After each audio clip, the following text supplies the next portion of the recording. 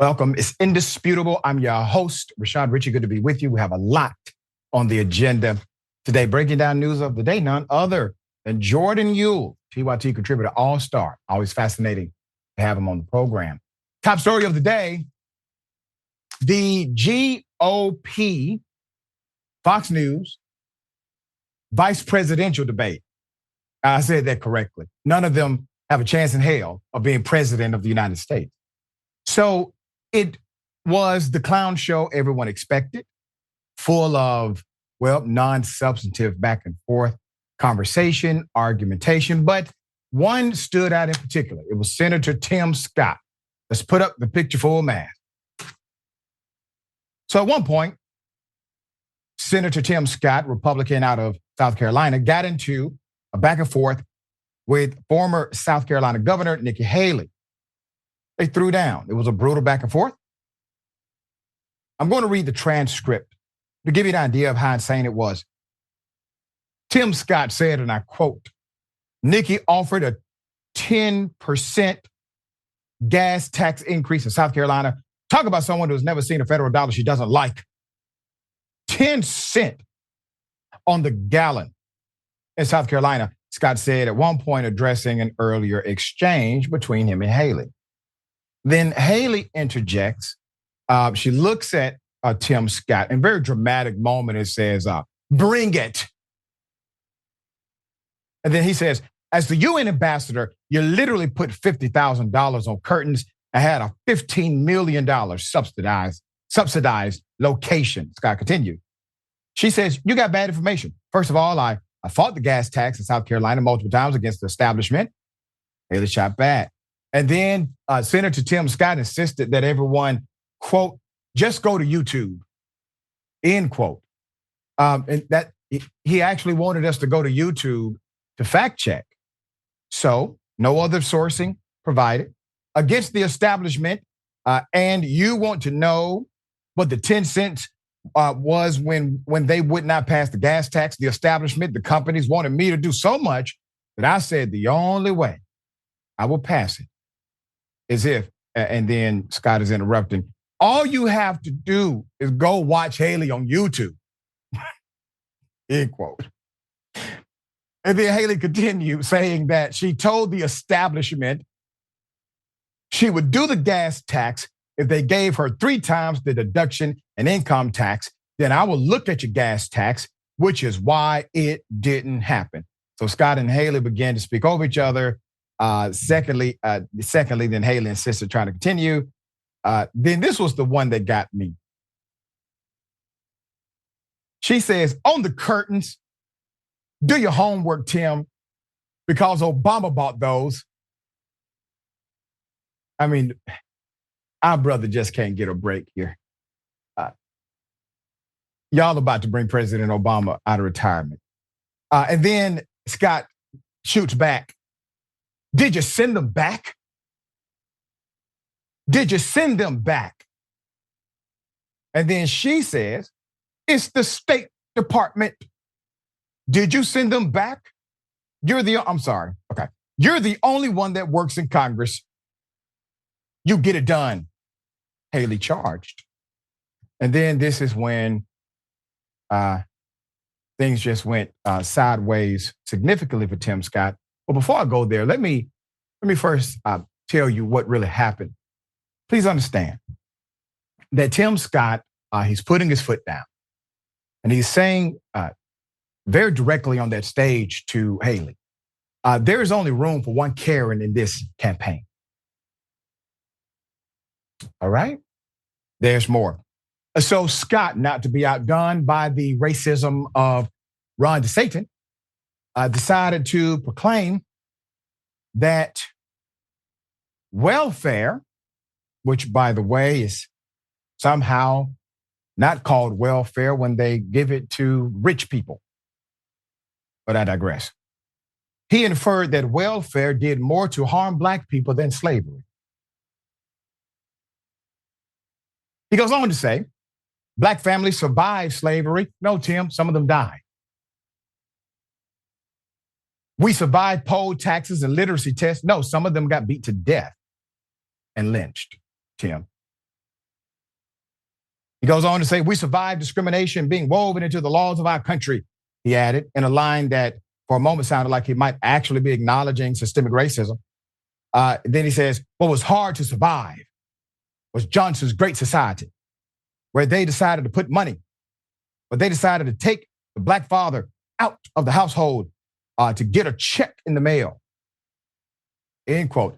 Now, the context cannot be more ironic. Senator Tim Scott literally went after Ron DeSantis for saying and agreeing and having executives in education mandate that slavery be taught in a particular way that shows, well, black slaves, African slaves received benefit. Those who are enslaved received skills from their enslavement. So Senator Tim Scott says, no, you can't say that. You can't give that any credence. I'm paraphrasing. But then he minimizes the impact and the evils of slavery himself by proclaiming that a social program that actually helped a lot of people stay above water and get jobs, he said that was actually worse. Tim, you don't get to have it both ways, sir. You know good and damn well that if it had not been for social programs, there would be absolutely zero floor. The floor would not exist for black folk, especially in this country, and by extension, historically marginalized communities at large. All right, dear brother, what are your thoughts? I mean, he was responding to Ron DeSantis, who tried to blame a quote from an interview DeSantis did, where he said that slaves took skills from their horrific experience that benefited them later in life. And he tried to blame that on Kamala Harris. Right. So it was a very weird interaction overall, but just to show how awful and how far to the right the Republican Party has gotten just in the past decade. You might remember, and I'm sure a lot of viewers remember, in the early 2010s at a CPAC conference, a participant shouted out from the crowd that slaves should have been thankful for getting free food and shelter. And in response, the crowd and members of the panel were shocked and they booed him. And I think he was removed. It was. That's welcome now on the presidential debate stage in the Republican Party. Like, this just shows how far to the right they've gotten. And to act like systemic discrimination, systemic racism are ancient relics of the past, that's not true. You see the lasting effects of things like redlining today in our education policy, in home values, and how communities are still effectively segregated. These policies, these explicitly racist acts by the government, by state officials across the country, still have lasting impacts today. You see it in disproportionate outcomes in healthcare, in education, in economic gains, in just wealth. This is not, it wasn't neatly carved out and left behind. It still has a lasting legacy. And for anybody, but it's peculiar for Tim Scott to act like it doesn't have an impact. And the New Deal or Johnson era policies that try to impact or positively impact the black community in this country is just purely ludicrous. You made a great point about crowd response. What I noticed during that debate, Jordan, is that when DeSantis offered defense for basically saying that enslaved Africans gained skills, right? And trying to pivot and blame Kamala Harris for the mix-up, which isn't true, the crowd goes wild, right? They applaud. And then when the commentator goes to Tim Scott, who's been vocal about how DeSantis was wrong in reference to that, Tim Scott said something that made sense for the first time. Actually said, no, you can't play with slavery like that. That's inappropriate, basically. And not one person in that crowd applauded that. Not one person.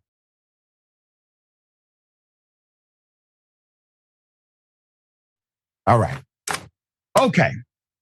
A Missouri woman was declared dead by mistake. It was an accident. She wasn't dead. It was a mistake. They made a mistake. 2007, they made this mistake. She is still fighting to prove that she's actually alive. And listen, I can tell you, Indisputable has evidence she is absolutely alive. Let's put the picture up for a man. Hell of a thing. Very, very disturbing story. Missouri woman was mistakenly declared dead in 2007. She's still trying to prove that she's alive 2 decades later.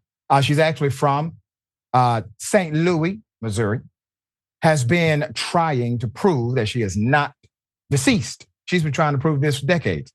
After learning that her social security number was associated with a dead person, Madeline Michelle Carthen learned that her social security number had been compromised while she was preparing for a summer internship and exchange program back in 2007. She says it's a nightmare, quote, a nightmare of corruption, no oversight with government. Is like a haunting, she said. I got denied my financial aid.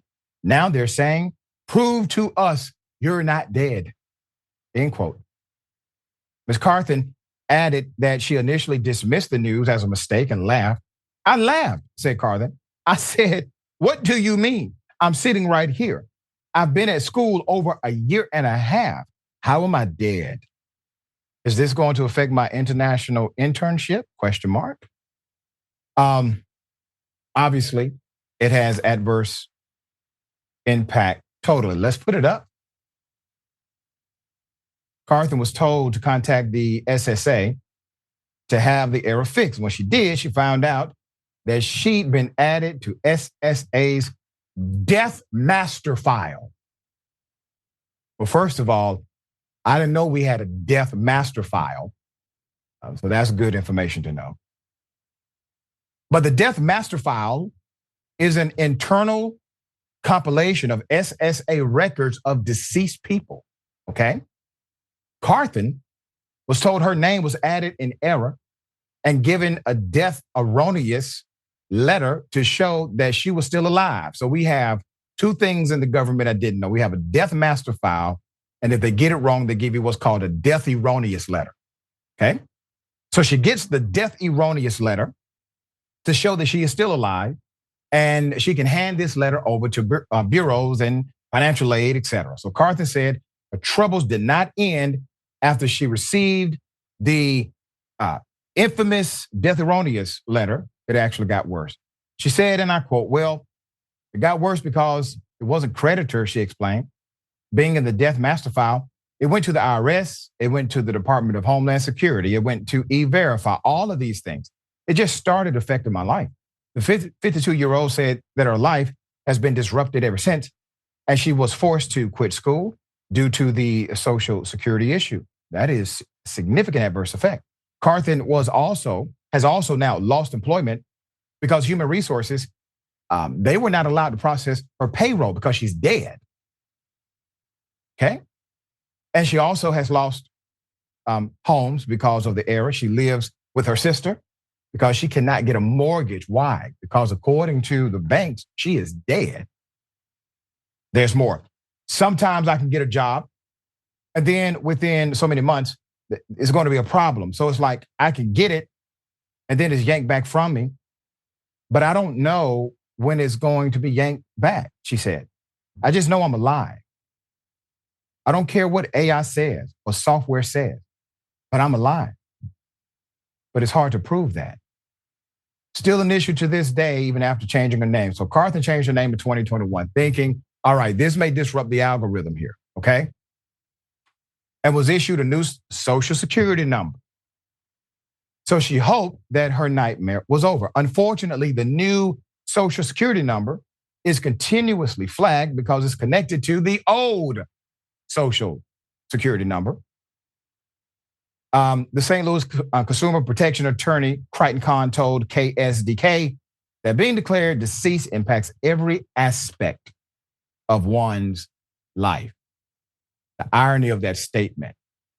Carthen has no idea how her name got on the list, and she filed a $12 million federal lawsuit against the Social Security Administration and other government agencies in 2019. However, the judge dismissed the lawsuit, citing the government has sovereign immunity from litigation of this nature. Quote, I don't know how this is going to work out, said Carthen.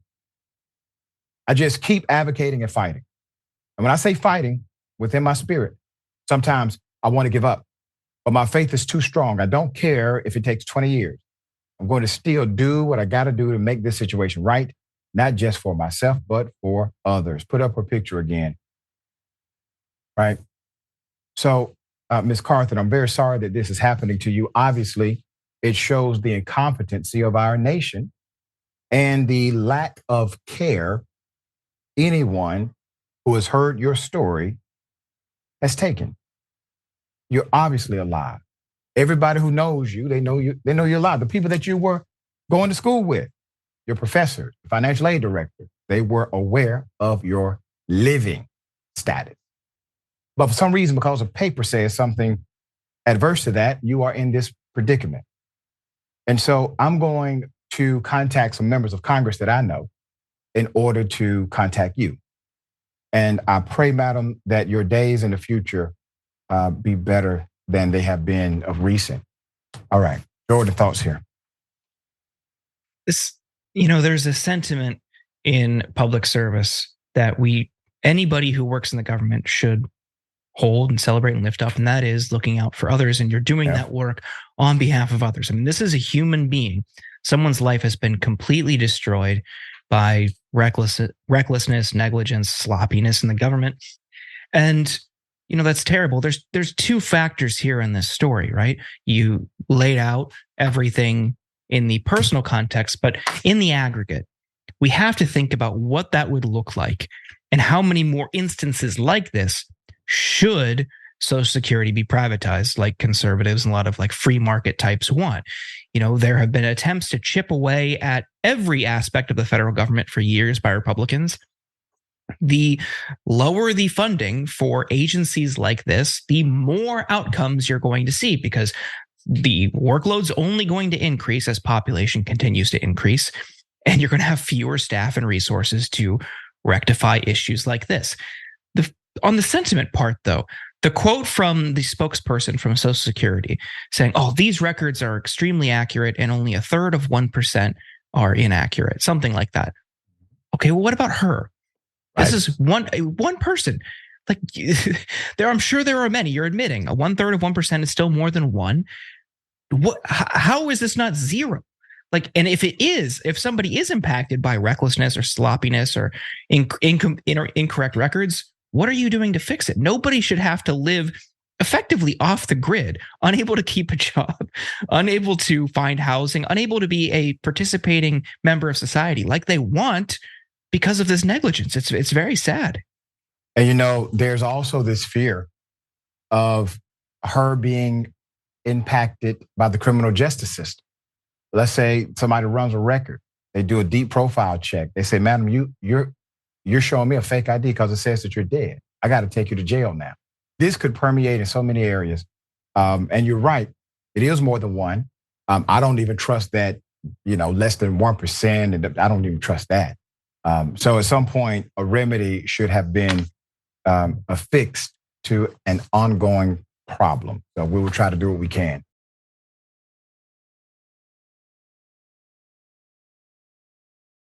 Okay.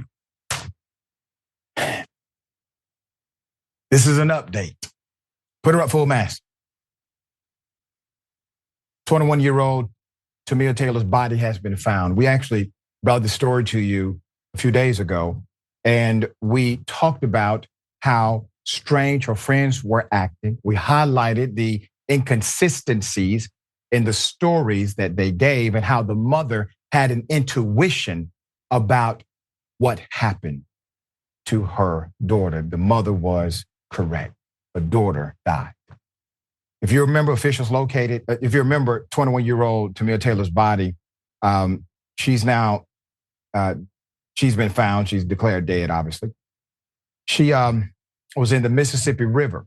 In the original reporting, she was on a boat with friends, and then they said no, she never made it on the boat, and somebody said no, she was actually on the boat for sure.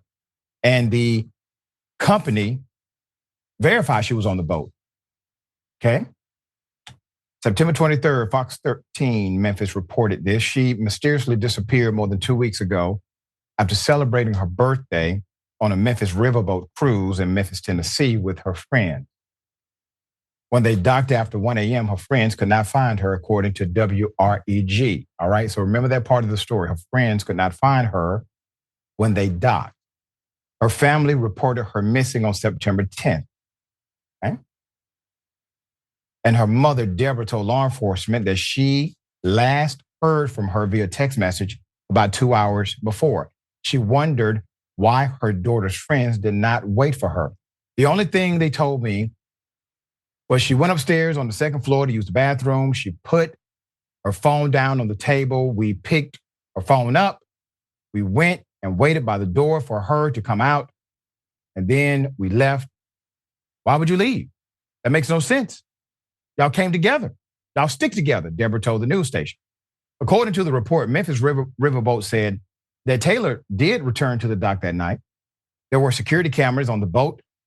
But in a September 11th statement, the company said videos posted on social media show she was last seen on the boat as the boat was pulling into the harbor.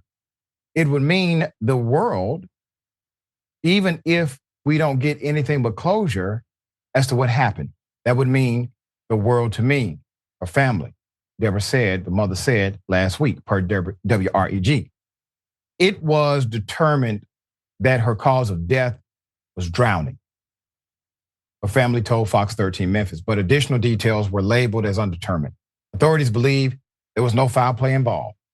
She's Taylor's mother, devastated. You have that type of hope that it's not your loved one, and you get the answer, and it's a different type of feeling. Jasmine Ellis of Doc Ellis Foundation said, the outlet reported. So right now, she's overwhelmed and naturally has the feelings a mother would feel if they lost their daughter. And I want to say this to this whole narrative, this entire story, still a lot of unanswered questions. Now, I think the reason why the authorities are saying they do not suspect foul play is because of some of the other testimony that was provided, some of the other witness testimony that was provided, witness statements that they received. And basically, they were saying that everybody was really, really intoxicated. And so at this point, I do believe that an investigation should go all the way through before a conclusion is made. And very sad that we have to update the story with a dead body involved. All right, Jordan, thoughts? Yeah, I think they should follow this case until the family has the complete story. Yeah. That's what anybody would want in that scenario. It's tragic. I mean, I wish it would bring their daughter back or their sister or cousin or granddaughter. For everyone in that family, I'm sure they want closure. Just to say, oh, she was on the dock and that's it, just feels a little bit weird. Like, okay, and then what? Just follow this case. Just like this negligence and this kind of lackadaisical approach from police or investigators, sadly, quite frequently. And that leads generally to a distrust in the authorities or just apathy toward them. Because when, even down to small petty crimes, like, oh, like my phone got stolen. Why even bother calling the cops if not just to get the police report for the insurance? Like, what are they going to do about it? So it just, in general, I think we would all be better off if these types of cases were treated equally. I agree with you 100%. And listen, if the cops exist for only one reason, let this be the one reason. All right, the loss of life or the potential loss of life. We got more on the other side. Indisputable stick and stay.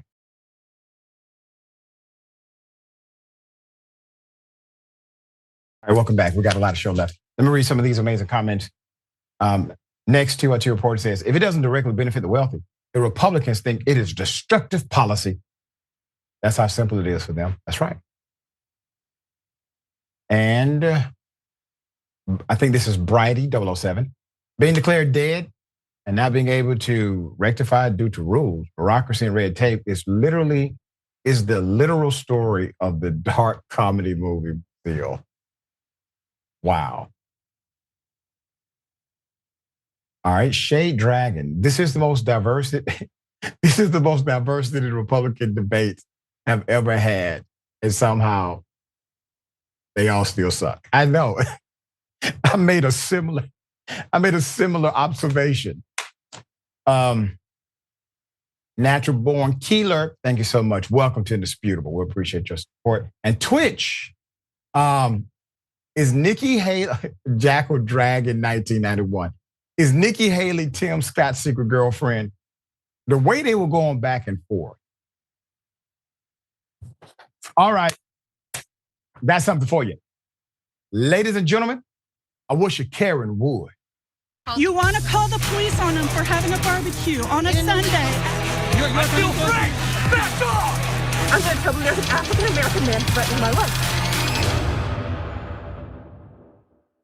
Keeping it in your No, yard, I'm not. and it's our cat. You understand? Our cat. I'm not even in my yard right now. What am I doing? The gate's open. Come on. Hard. You're unreasonable people. You're holding our cat. How? I'm not even in there. I want you to explain how. If you would go in your yard and say, Mercury, go home. Don't come in our yard anymore. She They will want not you listen. to. She's a cat. She doesn't speak English. Oh, really?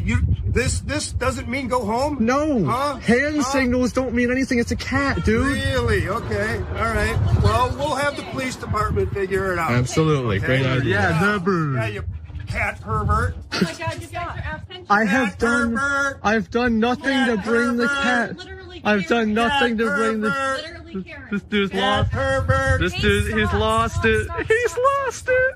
On my property. We're calling the police because you're harboring our cat. Harboring a cat. Harboring our cat. Is that a crime? What? It was something else. Cat pervert. I'm a cat pervert? Yeah, cat What crime is that? What crime is that?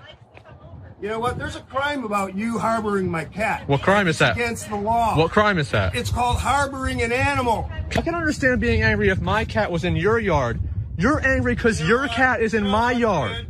You're making things a lot worse. Right? You could just send my cat home. No, I can't.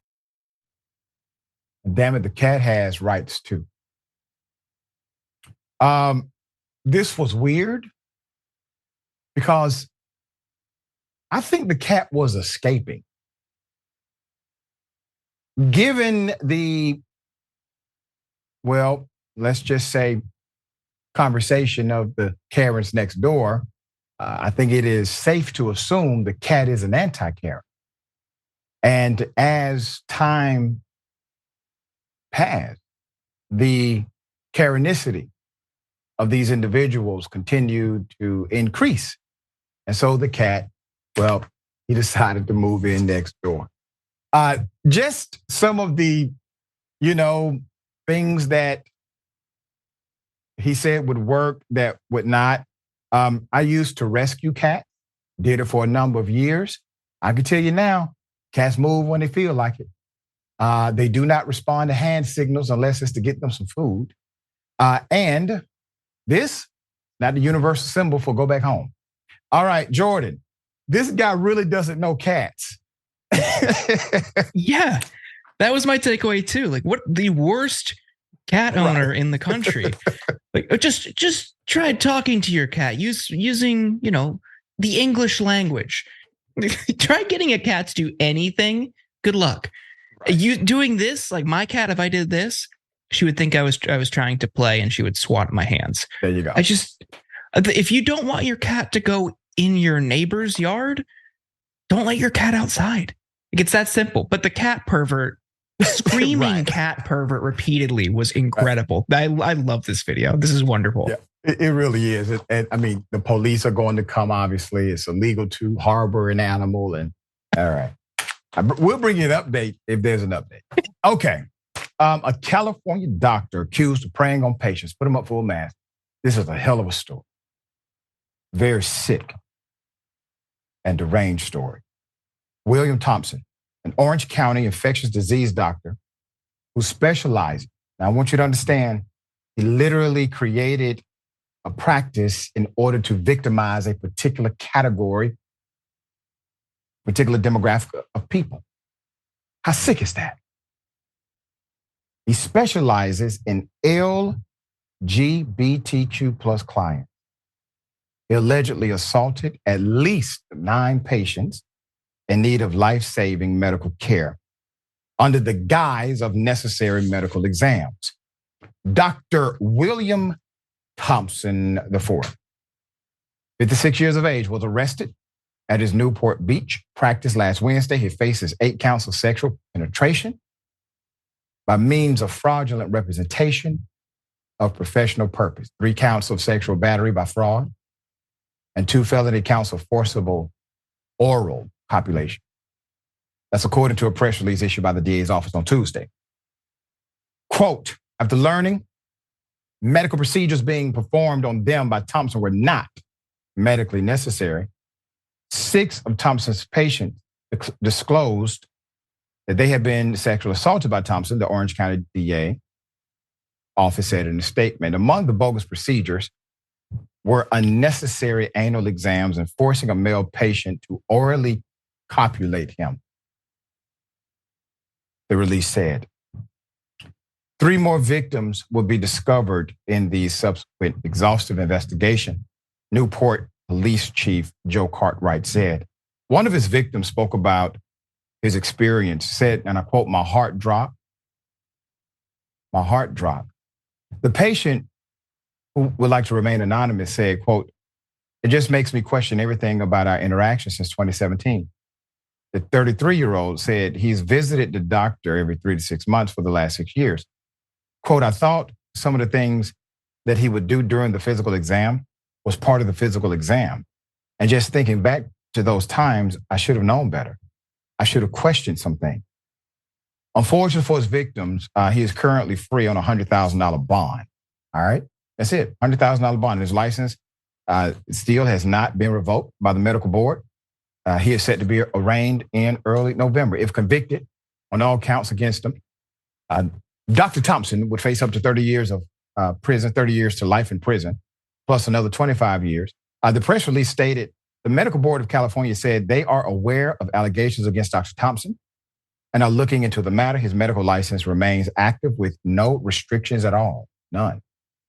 Many of Dr. Thompson's patients depended on him for life-saving care, and he exploited those vulnerabilities for his own sexual gratification, according to the DA. A doctor's office should be a place where patients can safely share their most personal vulnerabilities without having to fear they will be preyed upon by a sexual predator. Spitzer continued. No one should be violated in such a shameful way by someone who has taken an oath to protect their patient. This story really boils my blood. Sad, it's sick.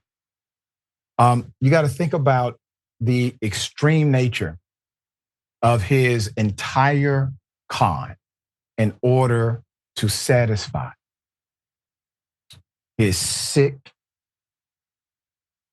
extreme, man sexually violated folk. Some of them are dying. And this is what he wants to leave them. I can't understand a person who gets up every morning and does something like this. Now, for those who may want to, you say, well, you know, maybe he was engaged in some kind of experimental treatment. Making somebody give you oral copulation is not a treatment at all. I don't understand why this medical board has not engaged in their emergency powers, which they do have in order to protect the public, make sure this man can never practice again. We'll bring you updates as they come. Jordan, thoughts? Yeah, I feel terrible for the victims. Like you say, they were coming to him for specialized life-saving care, and he exploited that. He exploited their vulnerability.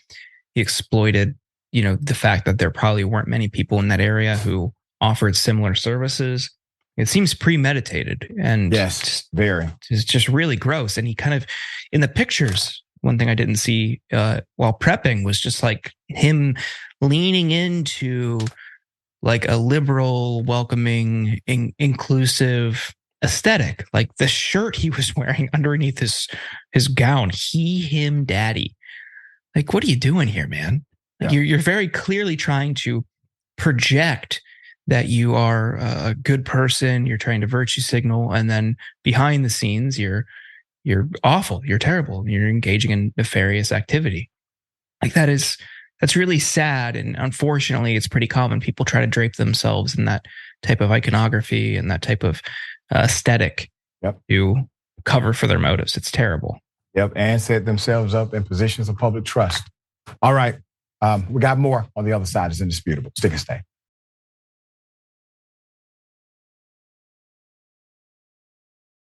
All right, welcome back. Always good to be with you. We got a lot of show left. Let me read a few of these comments. Next TOT report says, maybe the cat likes it over there better for a reason. Exactly. Not maybe, by the way, for sure. Wolf Dragon Donna, haha, anti-Karen Kitty. I like that. Anti-Karen Kitty. Made money in the building. Thank you for that. My experience with my 3 cats, they know exactly what I'm saying. Do they want to listen is another story entirely. It's futile. It's a futile mission, Karen. I concur completely. All right. I think cats speak perfect English. Oh, well, they know it. They're not going to respond. As a matter of fact, they may respond opposite of you just because you said something. Cats are awesome, though. Natural Born Keeler, thank you for this. Doctor, you are such a great role model, so empathetic and engaged. Things I feel are more and more missing in current society. Thank you so much for all you do. I appreciate you saying that. I don't deserve a hero cookie for being human, but I appreciate your support, okay? Michael McCullough, he only hates himself for getting caught. Yeah, I agree. Perry Anderson, thank you. Welcome to Indisputable. And Thomas Anakin, projection. That cat was escaping. Yeah, I think so. All right, I got a hell of a story. The feds are telling a man he has to pay back money that they paid his mama, who is deceased, and they gave her this money when he was 17. He didn't get any of the money. They're now threatening to take the money that he has earned if he doesn't pay that money back from back when. All right, put up his picture. 1978. We're going all the way back to 1978 for this story. So Arlington, Texas, an Arlington, Texas man was told by Social Security Administration to pay back money paid to his mother in 1978. The Social Security Administration has been working to collect billions of dollars in overpayments. An Arlington man is being told he now owes back money that was paid to his mother. The 62-year-old retiree thought the letter must have been some sort of misunderstanding. So he went to the office in person to appeal, and his appeal denied. The SSA is asking Mr. Jimmy Bird to pay them more than $1,400 that was paid 45 years ago to his mother who died in 2011. Bird says, quote, I read the paperwork and it was from January to June of 1978, he said. Back in 1978, I was only 17 years old. Bird's father died when he was 4. So his mother received Social Security for him while he was a minor. This is not money I ever saw. I was not even living at the home at the time, end quote. So let's put up the letter, okay? So he gets this letter. Bird was shocked that the letter demanded, this was not a nice letter. It demanded he repay the amount in 30 days or the SSA will cover the overpayment by withholding his full benefits starting November 15th. Bird went to the Arlington SSA office in person, quote, if you could show me a check from 1978 that has my name and my signature to cash that check, I'd be glad to pay you back, end quote. So Bird filed an appeal. 2 weeks ago, I received a second letter, he says, stating, I'm going to have to pay it. And I thought, that's not right, he said. I got in my car, went back down to the Social Security Board. Bird told his story again. The gentleman looked at me from behind the counter and said, you know, that is just the way it is. End quote. Bird signed an agreement to have a $100 a month deduction from his $1,800 Social Security check for the next 14 months. Bird says he's worried about how other people receiving similar repayment demands. So let me say this before I go to the next part of the story. And he pays into a system his whole life so that he can get pennies out of that system when he doesn't work, when he's in his, latter years. 1,800. That's it. The Social Security Administration, they don't even have what's called a minimum threshold. Your employer likely does. It doesn't matter who you work for. If you don't make a certain amount, garnishments, lawsuits, it doesn't matter. They will not deduct a dime out of your paycheck by law if you make under a certain amount of money. So I'm saying to you that literally every single corporation in America has a better policy as it relates to mess like this than the Social Security Administration. They forced this man, in my opinion, under duress to sign this agreement. Naturally, this does not stand up to any contractual policy we would ever understand or acknowledge in a court of law. It was not his debt. He did not affix a signature. He did not take responsibility. He did not knowingly, willingly enter into a bargain for exchange. No contract made, but he has to pay it. Social Security is overpaying the people and then demanding money back. The Social Security Administration is trying to reclaim billions of dollars from many of the nation's poorest and most vulnerable. Payments is sent them, but now says they never should have received. During the 2022 fiscal year, the agency clawed back $4.7 billion of overpayments, while another $21.6 billion remained outstanding. That's according to the report by SSA's Inspector General. The system is completely adverse to anything we understand as decent and legal. All right. Jordan, thoughts here? Yeah, to go back to earlier in the show, there was a story about Social Security erroneously classifying a woman as dead, and that had completely upended her life. And the justification or the excuse from the Social Security spokesperson was that most of their records are perfect and only a tiny, tiny fraction of 1% allegedly is wrong. Here we're seeing that is not the case. If they misappropriated and accidentally sent out billions to people, it speaks to just how messy their records are. And again, it isn't like malice. It's that institutions of our government, like Social Security, have been a frequent target by fiscal conservatives for years. And instead of investing in these, like the Biden administration tried to do with the IRS, and you saw the opposition from Republicans, they want to privatize it. So Wall Street, big banks, financiers can profit off of what should be one of the best social safety net programs in this country. But they want to chip away at it for greed, corporate greed, for personal gain, whatever. You could see just that moderate investment into the IRS, what that resulted in: a huge windfall from people who were cheating on their taxes, rich people. And in the interpersonal level, like when you have an incident like this, or with the person who was accidentally labeled dead, the wait time for people who tried to call the IRS if they had a question about their taxes, they needed to speak with a representative, it dropped drastically. People were getting on the phone with somebody, a real live person, within minutes, which sadly is a rarity anymore. I mean, we've all encountered really frustrating automated customer service phone calls or waiting on hold for an hour. No, if you have a problem, you can talk to somebody at the federal government within minutes. That's great.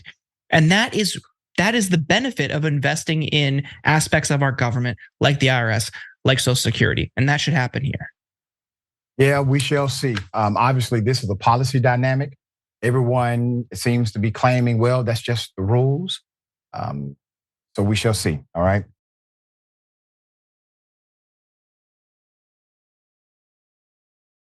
Okay. Hell of an update. We first brought you a story about dinner guest being hosed by a neighbor because of music. We have the video. Here it is. I want to see if she did that. Whoa, that is crazy. You gotta fight.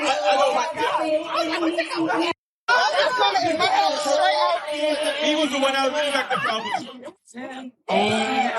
That really did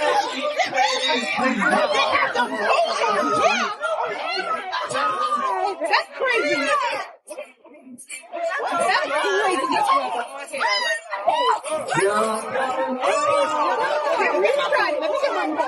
I'm videotaping it. I'm videotaping the neighbor throwing water on everyone at Rose's party. I am videotaping the neighbor throwing water at us. I'm videotaping it.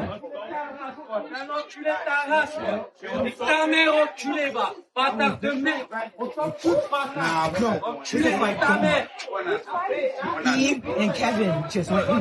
No, that's crazy. We're calling the cops. Relax. Such a damn shame. Put up the doctor, the victim, one of the victims. He's the guy who's the homeowner. He has guests over to his home. Yves DeRosso and his guests were sprayed by water, a water hose, by a white neighbor during a party. Put up the picture. In the incident, which occurred September 17th, 2022, it is now the subject of a civil rights suit filed last week in Kings County, New York, against the neighbor, Marcus Rosebrock. Let me say it again. Marcus Rosebrock is his name. Mr. Rosebrock and an unnamed white woman accused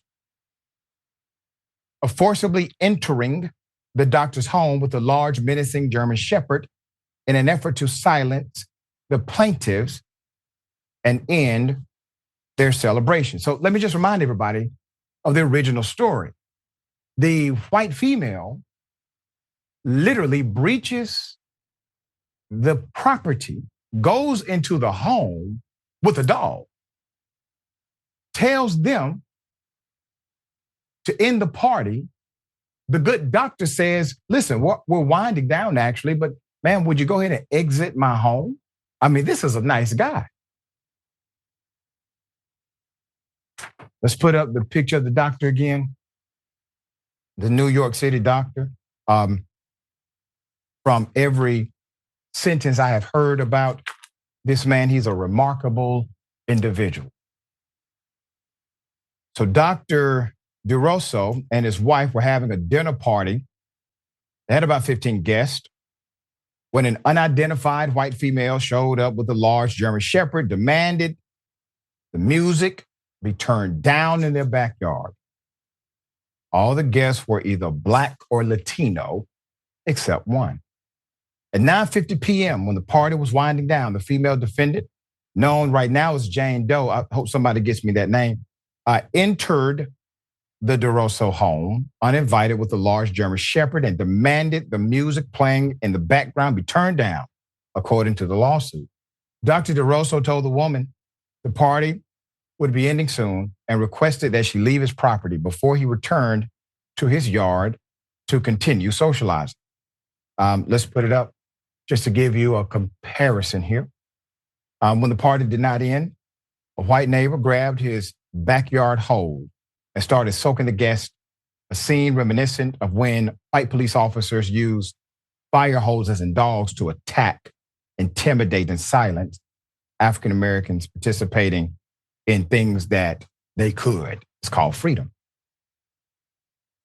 Only this time, the scene was a beautifully decorated garden party in a nice neighborhood of Forest Hills. The suit alleges Rosebrock increased the pressure of the hose during the alleged attack so that it was, and I quote, extremely powerful and stinging in nature, end quote. The guests remained deeply scarred by the alleged ordeal and were made to feel less than human. Rose Brock's lawyer, Brandon Gillard, reiterated Wednesday his earlier statements denying any characterization that Rose Brock is racist or that his actions were racially motivated. Put up Rose Brock's picture. Sir, I believe you racist as hell, sir. That is my opinion. Okay? What you did was completely, insanely wrong. It was criminal. The Forest Hills man, through Gillard, denied all allegations, adding that the DeRosa attendees were allegedly aggressive and violent. I hope you all add that to the lawsuit. That's called slander per se, defamation per se. All right. He says, no. They were actually the ones violent and rude. Damn, everybody was recording. You got 15 witnesses. All right. What you got, sir? You, a white woman and a German Shepherd? Come on, man. That probably actually would have worked in the 60s. But it is a new day, sir. Jordan, what are your thoughts here? Yeah, this insinuation that they were violent is ridiculous because we have the video. We see them looking around in disbelief. They're kind of laughing in like horror or shock. It was weird. It's a weird thing to do, but showing up at 9:50, like it wasn't even that late. Like, I get it if you're annoyed that music is, disrupting you. If it's like 3 a.m., this is 9:50. What are you doing? Like this, people have a right to hang out in their backyard, have a party, play music. It wasn't even that loud. And they knew what they were doing by bringing the dog over, by spraying with the hose. They wanted to intimidate. I follow the lead of the partygoers who draw on our unfortunate history with the civil rights movement. They're using the same tactics. I don't speak for them, but I agree with them. Yeah. So it's really frustrating to see that this type of behavior still persists and that people feel entitled to do whatever they want to neighbors, especially if there's a racial divide. I'm very glad that the lawsuit has been filed and the individuals who were victimized are moving forward as they should. We got more on the other side. Indisputable stick and stay.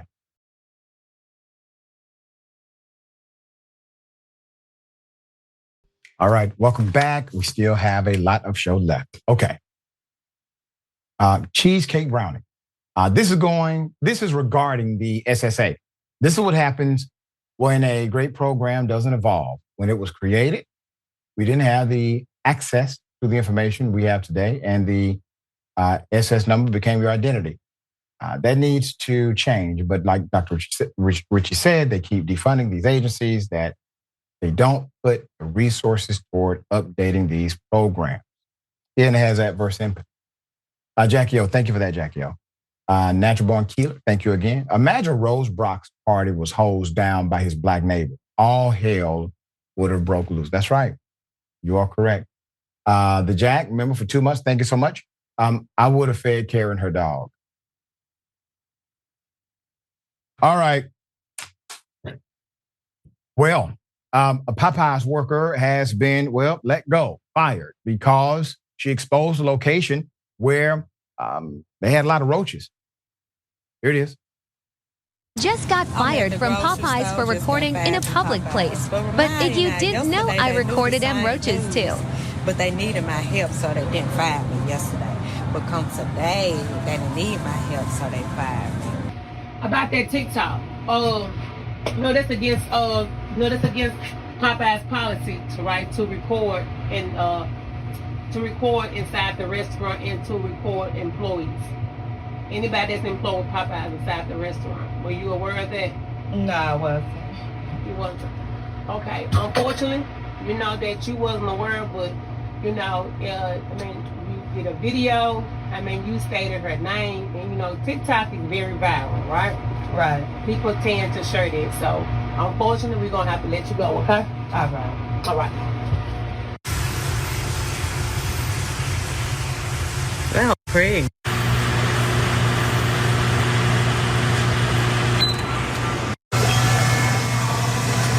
How y'all was gonna pass? Here go a roach right here. Yeah, why is she out there recording? Roach like a motherfucker. Ain't no motherfucker. Hey, then that pregnant as shit. What did the goddamn lady? Damn, another one, Lord. Just having babies. When they turn on their back, they have babies, bro. Ain't no fucking way. Ain't no fucking way. Nah, you know they gonna say this though. Then they gonna swing you. But don't nobody. That's show for that. I run this stuff. All this chicken on the floor, I bet you they served it to y'all. But y'all love that chicken for Popeye. When you got through cleaning out what they told you to clean out, and this what you get. Nasty. I'm so glad I changed my dietary regimen a couple of years ago. All right. Put up the picture full mask. I got to give you the background. I know. After being fired from her job at Popeyes for filming, Miss Takia Ransom outed the Popeyes location for roach infestation, moldy equipment, and overall terrible hygiene practices. How the location still sported a 98 health score is a mystery. Not to me, not a mystery to me at all. According to Ms. Ransom, she tried to call the numerous issues. She tried to call the numerous issues to attention, but was met with pushback. She tried to form management. She recalled an incident where she got into an argument with her general manager over the roaches in the rice. Whole new definition for dirty rice at Popeyes. This is sad. Let's put it up full mask. So here's the thing. She literally tries to go to localized management, general management. Nobody does anything, but she does recording. Okay, wait, well, we're going to do something now. You're fired. Now you want to do something. She literally did a public service for everybody who has been eating at that establishment. And why is it that management would not care about the people who are going there to patronize the company? I even got into it with the GM over the roaches being in the rice. Like, we got into a bad, like, she didn't even want to throw it away, said Ransom to Action News 5. She was like, this is a product, Ransom added. I was like, oh, okay, but it has roaches in it. I'm not finna serve that, end quote. After showcasing the conditions, including chicken being left out on the floor. The Popeyes location was then finally shut down.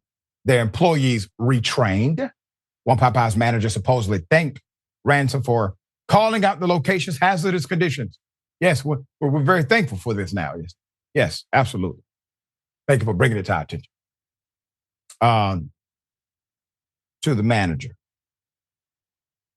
You must think we boo-boo the food. You know good and damn well those roaches did not just come in. They just got there. They came there yesterday. Absolutely nothing about the condition of the restaurant in this video is acceptable. Even though the health department visited the damn restaurant yesterday and confirmed no issues at the restaurant located at 4720 Showcase Boulevard, Memphis, Tennessee. Stay the hell away, y'all.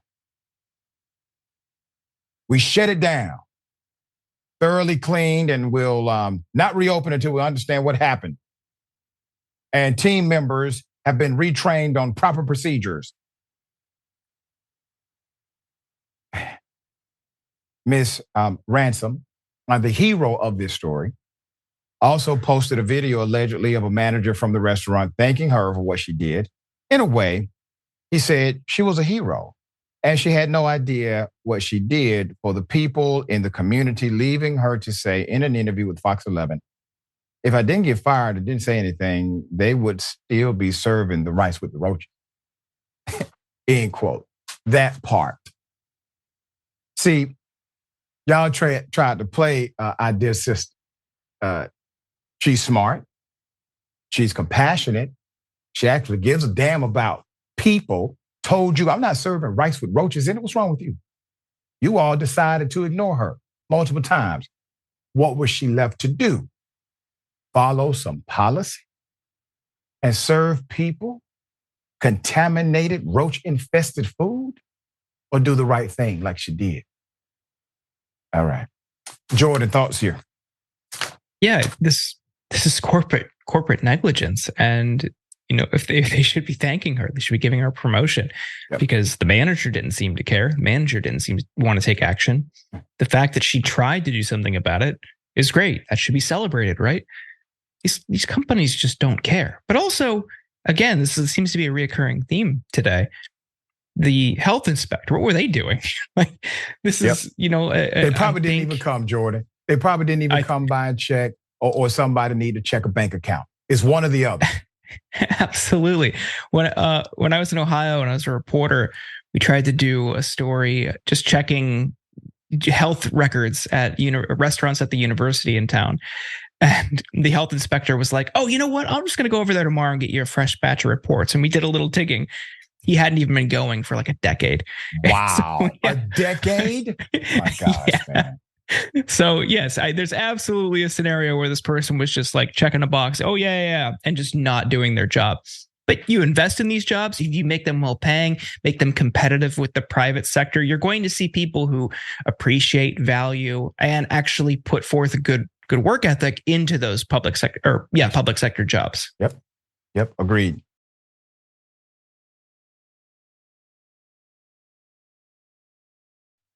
All right. A homecoming queen banned for celebrating her heritage. Put up the picture full mass. This has got to stop.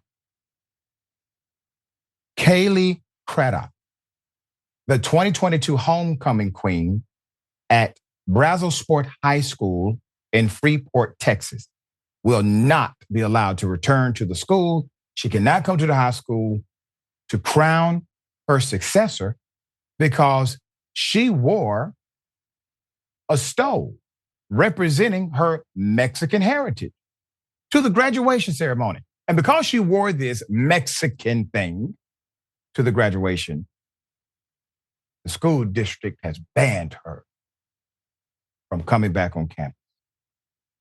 Her mother is Cynthia Vasquez. Cynthia told CNN the 18-year-old had been excited to return to her former high school this Friday to carry on the tradition of crowning the next homecoming queen. But that excitement faded. Ms. Vasquez said when the family received a phone call from the school's principal informing her that Kayla was no longer welcome to attend homecoming because she wore a stole representing her Mexican heritage to graduation in May. In the statement shared with CNN, the Brazosport Independent School District says students have been informed of the dress code before the graduation ceremony. The student was asked to comply with the dress guidelines and refused. The statement said the graduate was homecoming queen last school year. However, because of the insubordination at the graduation ceremony last May, the graduate was not invited back to participate in the crowning of this year's homecoming queen. Ms. Vasquez actually disputes the claim her daughter was told to remove anything. She told CNN, Kayla was the last in line on graduation day, and a teacher who approached her about the stole told Craddock to tuck it into her gown. Craddock, who is now a freshman at Sam Houston State University, told CNN affiliate KHOU that she had been proud to wear the stole to accept her diploma. I wanted to represent my culture. I love being Mexican, and I will forever be proud, she said. But, she said, if she had been told that she couldn't wear the stole, she would have removed it. I wouldn't have brought it if it was out of dress code, she told KHOU. I wouldn't have brought it, period. And I believe her. I'll put up the picture. Now look at this now. The principal is Quentin Virgil. The superintendent is Danny Massey. These individuals obviously are standing by this foolishness and promoting it as well. Let's put up the picture of the young lady. See, this person is an actual leader. You guys are feckless cowards inside of the school system. Now, I have respect for school teachers tremendously. The woman who adopted me, my mother's a school teacher, saved my life, changed my entire trajectory. I have significant love for those who educate. That's why I became one. But you're not educating. You do things like this. You're teaching adverse lessons. You know, graduation is about the fact that they worked hard for something that's theirs. That day is them, not for you. To disallow an individual to participate in a tradition that they worked hard for, that they earned, that they deserve, because they wore a piece of clothing that you don't understand or you're ignorant to, you don't like, is insane. You cultivate young minds in order to be creative geniuses in the world. Unfortunately, you gentlemen don't understand. All right, Jordan, thoughts? I mean, the fact that this was in Texas was very confusing. I mean, maybe It would be a little less surprising if it was in, I don't know, Alabama or Mississippi, but you're upset about somebody celebrating their Mexican heritage in Texas? Texas.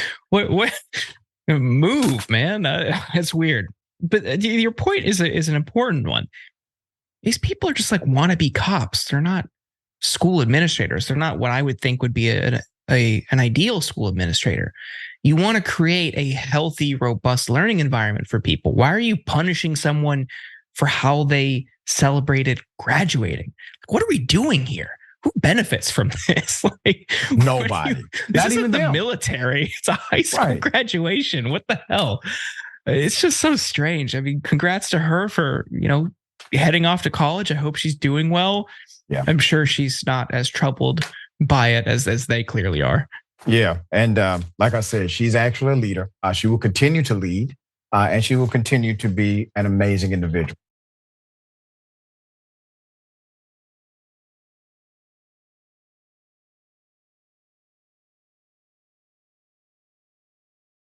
Welcome! You're not welcome!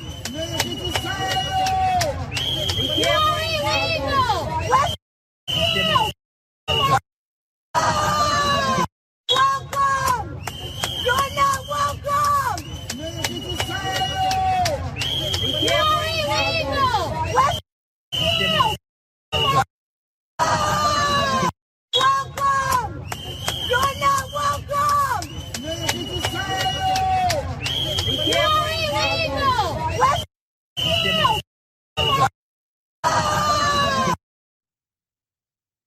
So sad. MAGA supporters. Let's put up a screenshot here.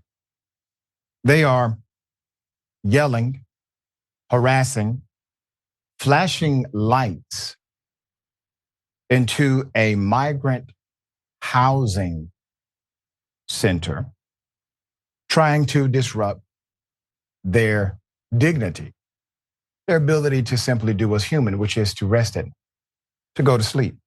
Staten Island MAGA, being deranged, decided this was a good idea, showing their true color. And I'm not talking about skin, I'm talking about inside.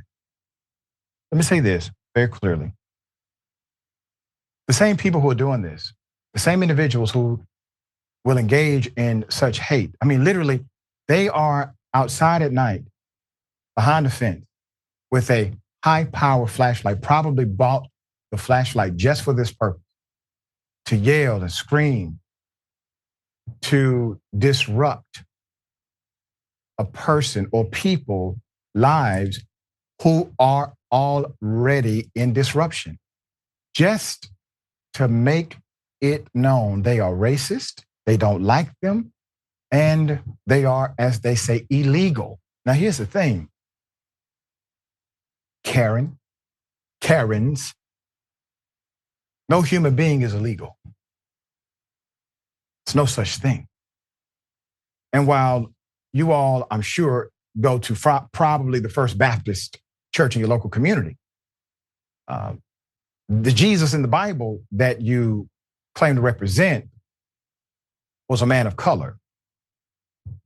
And if he came to America, he would be a migrant. And he would be in that building. Sometimes strange things happen to families when they're eating food. Well, this is one of them.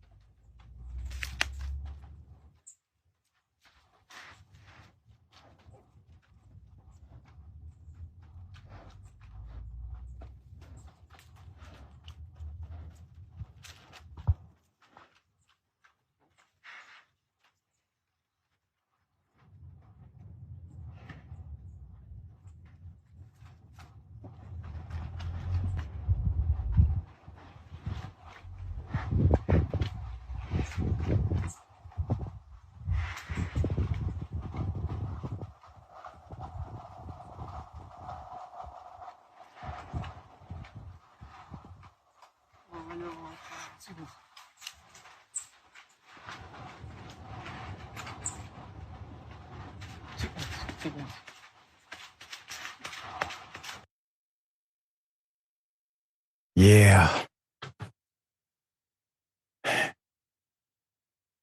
That's kind of his home, Y'all brought food to his house. Hey, let me put up the picture full mass. A hungry bear. Listen, obviously the bear was hungry. And he was so nice about the whole thing. The hungry bear devoured the food. And let me say this. It was a birthday celebration. I get it. That's just not the way you want to bring it in. I understand. It was a family's birthday meal in Monterrey, Mexico. The mother, Miss Sylvia Machias of Mexico City, says that they were actually celebrating Santiago's 15th birthday. She says Santiago has Down syndrome and was concerned, and she was concerned, obviously, his reaction to the bear might cause an attack. So that's the reason she was holding him the way that she was. It was to protect him from sudden movement and a possible attack. And the family continued their birthday celebration after the bear left, and it was actually all good. And they had a hell of a story to tell. So there you go. Jordan, have you ever had a bear just eat all your food in front of you at the table? No, not lately. But there's a comment in the chat that really got me good. Amber is the color of my dragon says, how do we know it wasn't the bear's birthday too? Which is a good point. Man, maybe that bear's thought, hey, consider that. They're coming to celebrate with me. I like this video. I felt the detail about the kid, that's scary. You could definitely see cause for alarm there. I was confused why she was covering her kid's face. Yeah. But mom knew what to do. Yeah. Mom was so calm. Mom knew exactly what to do. It was almost like she has done this before. I know she hasn't, but you're talking about cool under pressure, right? Oh, great instincts there. Great instincts, seriously. All right. Dear brother, always a pleasure having you on the program. Tell people how they can follow you, check out your great work. Well, thank you, as always, for having me. It was a blast. You can check me out on my podcast, The Insurgents, at insurgentspod.com. There you go. All right. Remember, take care of yourself, take care of each other, take care of the planet. Remember, the truth is always indisputable.